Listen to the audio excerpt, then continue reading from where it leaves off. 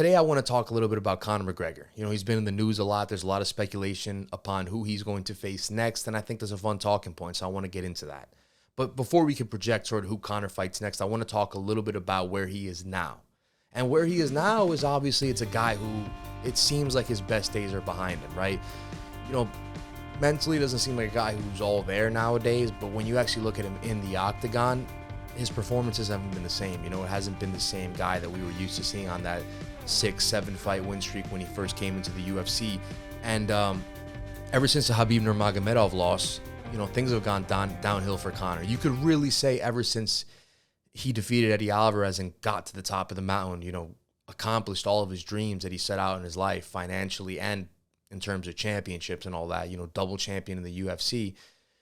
Who can blame him for falling off, really? Because the guy could have just called it a career there. Let's be honest. The guy doesn't owe us anything else. Everything that we are seeing from Conor McGregor now is extra. So I think it's someone that you got to enjoy him while he's around, win or lose. But just talking about where he is now, again, after the Eddie Alvarez loss to Floyd Mayweather, that's a boxing match, so we're not really going to count that. But in the octagon, he got pretty much mauled by Khabib, who was the lightweight champion at the time. Obviously, Conor had to vacate the title due to inactivity.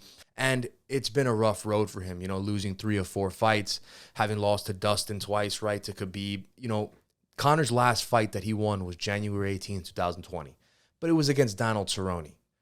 Nobody thinks in the last few years that Donald Cerrone is anywhere near a championship contender, one of the best fighters in the world. Those days are simply in the past for Donald. So Conor hasn't really picked up a impressive win in my eyes, in the eyes of many fans. He hasn't picked up an impressive win and since Eddie Alvarez, really. In the octagon, since Eddie Alvarez, 2016 is the last time Conor really showed us who he truly is. We saw some glimpses in the last Poirier fight, in the last 2 fights even. We saw some glimpses, but ultimately he lost, and call it what you want, the legs, the ankle snapped, whatever it is. Conor still lost. So we have to call a spade at that point. Who should Conor fight next? I think that's a fun question now to talk about, right? At this point, I don't think there's many options because there's not many options that make sense for where he is now in his career, 1, and number 2, the type of guy he is. Because we know the type of guy he is, the moneymaker, the pay-per-view buy generator that he is, the worldwide star that he is. He was the number 1 paid fighter on the Forbes list in the world, 2 years ago, 1 year ago? So we know this is a guy who's made his stamp and has transcended a business that was pretty much surrounded by just hardcore fans for a long time. He was able to transcend and really make it something special. So it's special circumstances when you fight this guy. It can't just be anybody. No offense to guys like a Bilal Muhammad, but who could probably beat Conor at this stage in the game, and is a top 5 guy in the division that he wants to compete in now. But that just doesn't suit Conor. That's not something Conor wants. Conor wants a good dance partner, and you got to be able to appeal to the masses, be a good fighter, but also appeal to the masses, be a draw. Enough beating around the bush. Let's get right to who I think he should fight. And I think that should be either Jorge Masvidal or Nate Diaz. Think about this. The guy said he's never competing again at 155 pounds, right? Who's left at 170 that really makes sense? Conor's not going to fight anybody in the top 5. He knows it's a Shark Tank. He knows it's not a good idea, especially coming off an injury like that. So Conor's looking at it, I would think, as, okay, I'm either going to fight Usman at 170 because I ain't fighting at 155 ever again.